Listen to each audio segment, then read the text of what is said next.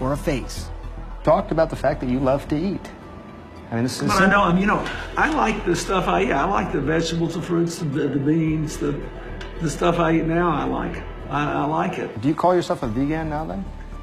Well, I suppose I am if I don't eat dairy or meat or fish. You're doing this for your health. Is Yes, that why you're doing it? Absolutely. Clinton's dietary guides, Dean Ornish, and this guy, Caldwell Esselstyn, at the Cleveland Clinic.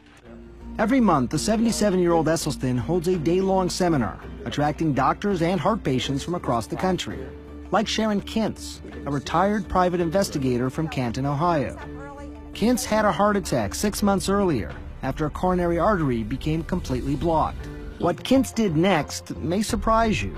She turned the surgeon down cold, said no to open heart surgery, and decided to take a chance using food as medicine.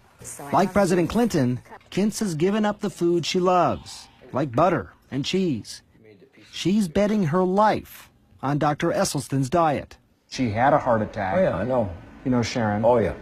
Doctors recommended she have an intervention. She's not doing it. Is there a downside? Could she be putting herself at risk? No. I think that's an excellent question. In hundreds of patients, data now going back over 20 years, and this most recent study about a decade, once they start eating this way, you'll make yourself heart attack proof. Going back over proof. We know that if people are eating this way, they are not going to have a heart attack. Esselstyn has won some allies, like Dr. Terry Mason, Chief Medical Officer at Cook County Hospitals in Chicago, and the city's former public health commissioner.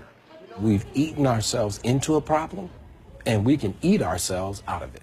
Esselstyn thinks heart disease is completely preventable, no matter what sort of family history you have, simply by eating right. During his research, he came upon a stunning fact. Some cultures around the world, like people living in Central Africa, Papua New Guinea Highlanders, and Tarahumara Indians in Mexico, have virtually no heart disease. None. So what can we learn from them? You have some easy-to-remember adages about how people can decide what they should or should not eat. We know what they shouldn't eat. That is oil, dairy, meat, fish, and chicken.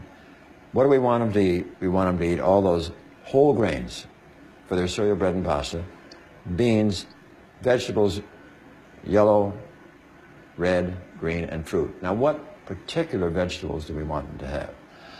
Bok choy, Swiss chard, kale, collards, collard green, beet greens, mustard green, turnip greens, Napa cabbage, Brussels sprouts, broccoli, cauliflower, cilantro, parsley, spinach, and arugula, and asparagus. And I'm out of breath.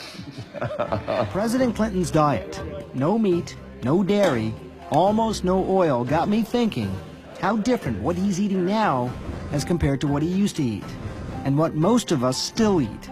Make a habit of high-fat, high-cholesterol meals like this, and you can physically see the beginnings of heart disease. I was curious about the science behind Dr. Esselstyn's claims, so I dug up some of these peer-reviewed journals. They're small, just a handful of patients, but the results are pretty impressive. In one study here, patients on the Esselstyn diet and cholesterol-lowering medication had no heart attacks, had no coronary events of any sort after 5 years.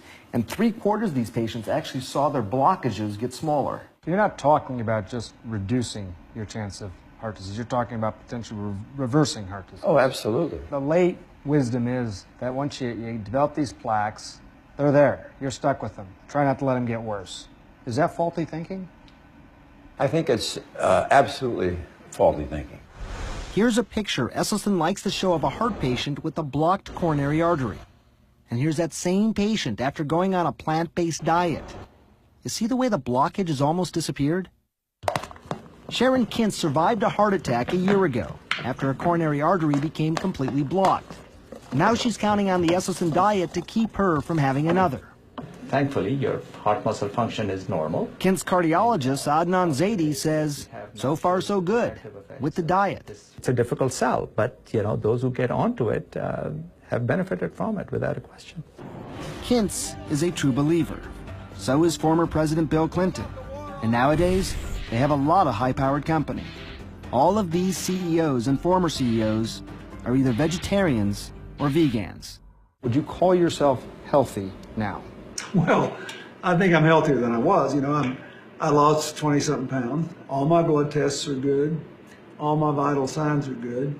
And I feel good. And I actually have believe it or not, more energy.